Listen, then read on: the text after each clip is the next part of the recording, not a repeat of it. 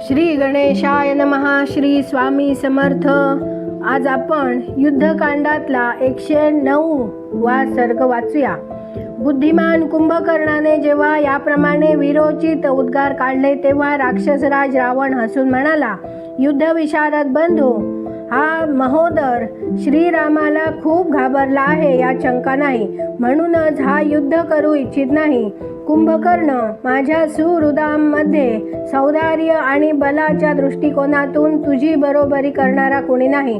तू शत्रूंचा वध करून विजय मिळवण्यासाठी युद्धभूमीवर जा. शत्रुदमनवीरा, तू झोपलेला होतास. माझ्याकडून शत्रूंचा नाश करावा या उद्देशानं मी तुला जागं केलं नाही, पण आता तुला जागं केलं. राक्षसांच्या युद्धयात्रेसाठी ही सगळ्यात उत्तम वेळ आहे. तू पाशधारी यमराजाप्रमाणे शूल घेऊन जा आणि सूर्याप्रमाणे तेजस्वी असलेल्या त्या 2 राजकुमारांना तसंच वानरांना मारून खाऊन टाक. वानर तुझं रूप दृष्टीस पडताच पळून जातील. राम लक्ष्मणांची हृदय देखील तुला पाहताच फुटून जातील. महाबली कुंभकर्णाला असे म्हणाल्यावर महातेजस्वी राक्षसराज रावणाला आपला पुनर्जन्म झाल्यासारखे वाटले.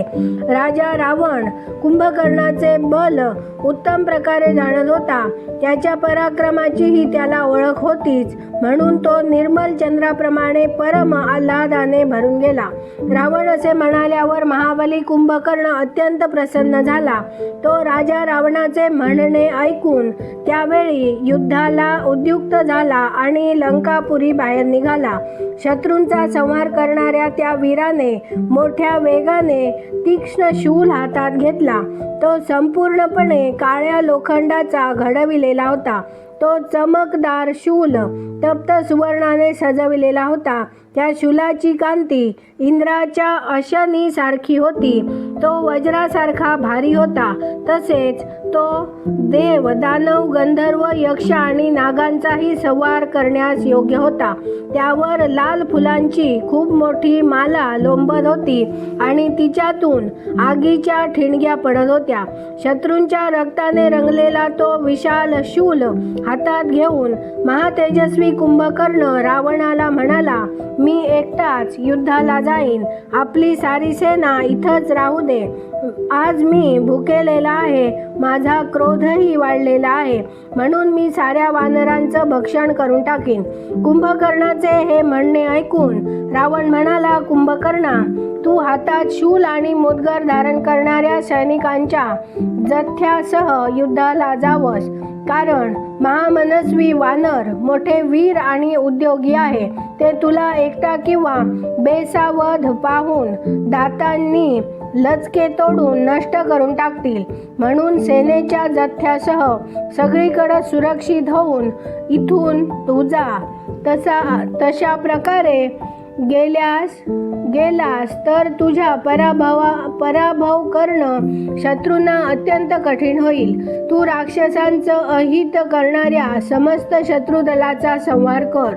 इतके म्हणून महातेजस्वी रावण आपल्या आसनावरून उठला आणि एक सोन्याची माळ घेऊन त्याने ती कुंभकर्णाच्या गळ्यात घातली.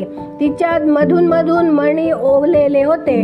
बाजूबंद अंगठ्या, उत्तमोत्तम आभूषणे आणि चंद्रासारखा चमकदार हार, हे सारे त्याने महाकाय कुंभकर्णाच्या अंगावर घातले. इतकेच नाही तर रावणाने त्याच्या विभिन्न अंगावर दिव्य सुगंधी फुलांच्या माळा देखील बांधल्या आणि दोन्ही कानात कुंडले घातली. सोन्याचे अंगद, केयूर आणि पदके आदी आभूषणांनी शोभणारा कुंभासारख्या विशाल कानांचा कुंभकर्ण तुपाची उत्तम आहुती मिळाल्यामुळे प्रज्वलित झालेल्या अग्नीसारखा प्रकाशित झाला. त्याच्या कमरेवर काळ्या रंगाचा एक विशाल करगोटा होता. त्यामुळे तो अमृत प्राप्तीसाठी केल्या गेलेल्या समुद्र मंथनाच्या वेळी नागराज वासुकीने वेढलेल्या मंदराचलासारखा शोभत होता. त्यानंतर कुंभकर्णाच्या छातीवर एक सोन्याचे कवच बांधले गेले. ते मोठे आघात सहन करण्यास समर्थ, शस्त्रास्त्रांना अभेद्य, तसेच आपल्या प्रभेने विजेसारखे दैदिप्यमान दिसणारे असे होते. ते धारण केल्यामुळे कुंभकर्ण संध्याकाळच्या लाल ढगांनी युक्त झालेल्या गिरिराज अस्ताचलाप्रमाणे सुशोभित झाला होता. सर्वांगावर आवश्यक ती सर्व आभूषणे धारण करून हातात शूल घेऊन तो राक्षस कुंभकर्ण जेव्हा आगेकूच करू लागला, तेव्हा तो त्रैलोक्य मोजण्यासाठी 3 पाय टाकायला उत्सुक असलेल्या भगवान वामनासारखा भासला. भावाला आलिंगन देऊन त्याला प्रदक्षिणा घालून त्या महाबली वीराने त्याला मस्तक लववून प्रणाम केला. त्यानंतर तो युद्धासाठी निघाला. त्यावेळी रावणाने उत्तम आशीर्वाद देऊन श्रेष्ठ आयुधांनी सुसज्ज सेनेसह त्याला युद्धासाठी निरोप दिला. युद्धयात्रेच्या वेळी त्याने शंख, दुंदुभी इत्यादी वाद्ये वाजविण्याचा आदेश दिला. हत्ती, घोडे आणि मेघगर्जनेप्रमाणे घरघराट उत्पन्न करणाऱ्या रथावर स्वार होऊन अनेक महामनस्वी रथी वीर रथीमध्ये श्रेष्ठ असलेल्या वीरवर कुंभकर्णाबरोबर निघाले. कितीतरी राक्षस, साप, उंट, गाढवे, सिंह, हत्ती, हरिणे आणि पक्ष्यावर स्वार होऊन त्या भयंकर महाबली कुंभकर्णाच्या मागून निघाले. त्यावेळी त्याच्यावर पुष्पांचा वर्षाव होत होता. माथ्यावर श्वेत छत्र धरलेले होते आणि त्याने हातात तीक्ष्ण त्रिशूल घेतलेला होता.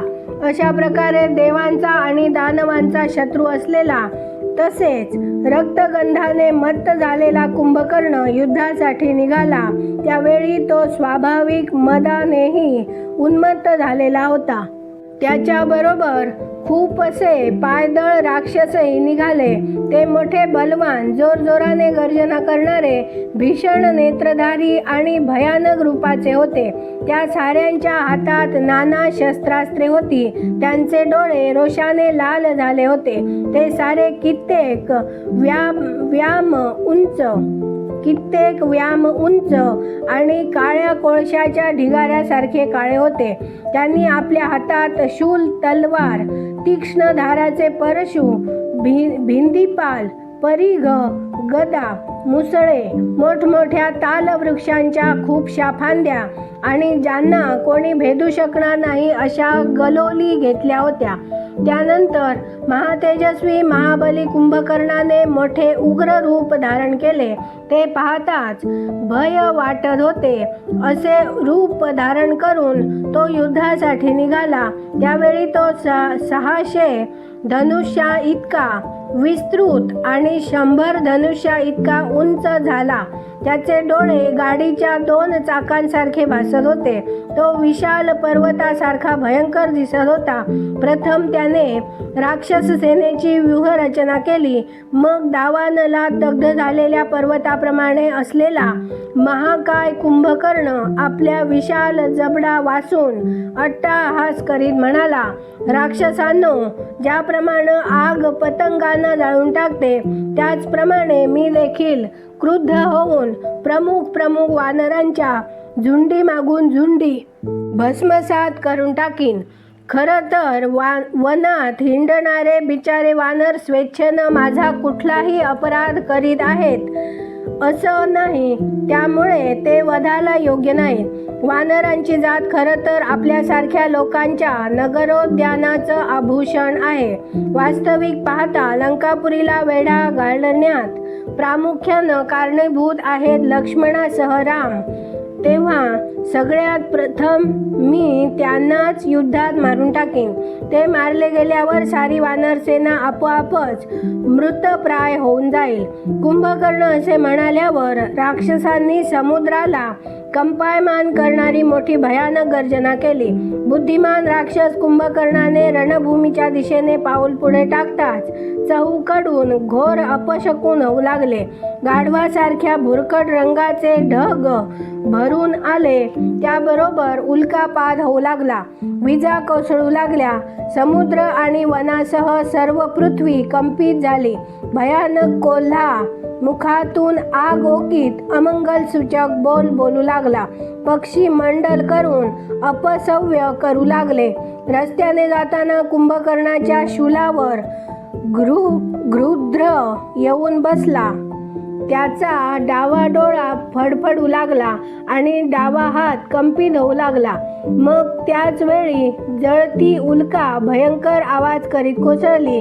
सूर्याची प्रभा क्षीण झाली आणि हवा त्रास होईल इतक्या वेगाने वाहू लागली. अशा प्रकारे रोमांच उभे करणारे खूपसे मोठमोठे उत्पात प्रकट झाले. परंतु त्यांची यत्किंचितही पर्वा न करता कालशक्तीने प्रेरित झालेला कुंभकर्ण युद्धासाठी निघाला. तो पर्वतासारखा उंच होता. त्याने लंकेचा तट एक ढांग टाकून ओलांडला तेव्हा वानरांची अद्भुत सेना मेघांच्या घनदाट मालिकेसारखी पसरलेली त्याला दिसली. त्या पर्वताकार श्रेष्ठ राक्षसाला पाहताच सारे वानर हवेने उडून लावलेल्या ढगांसारखे सगळ्या दिशांना पांगले. छिन्न भिन्न झालेल्या ढगांच्या समूहाप्रमाणे त्या अतिशय प्रचंड वानर वाहिनीला सर्व दिशांना पळताना पाहून ढगाप्रमाणे काळा कुंभकर्ण मोठ्या आनंदाने सजल मेघाप्रमाणे गंभीर आवाजात वारंवार गर्जना करू लागला. आकाशात जशी मेघांची गर्जना होते त्याचप्रमाणे त्या राक्षसाचा घोर सिंहनाद होताना ऐकून खूपसे वानर मुळातून कापल्या गेलेल्या साल वृक्षांप्रमाणे पृथ्वीवर कोसळले. महाकाय कुंभकर्णाने शूलाप्रमाणे आपल्या एका हातात एक विशाल परिघ घेतला. तो वानर समूहाला अत्यंत भय वाटावे अशा पद्धतीने प्रलय कालात संहाराचे साधन ठरलेल्या कालदंडाने युक्त असलेल्या भगवान कालरुद्रासारखा शत्रूंचा विनाश करण्यासाठी पुरीतून बाहेर पडला. इथे 109वा सर्ग पूर्ण झाला. उद्या आपण 110वा सर्ग वाचूया. व्हिडिओ आवडल्यास व्हिडिओला लाईक करा, शेअर करा, सबस्क्राईब करून बेल आयकॉन क्लिक करा. कमेंटमध्ये जय श्रीराम लिहायला विसरू नका. धन्यवाद. जय जय श्रीराम.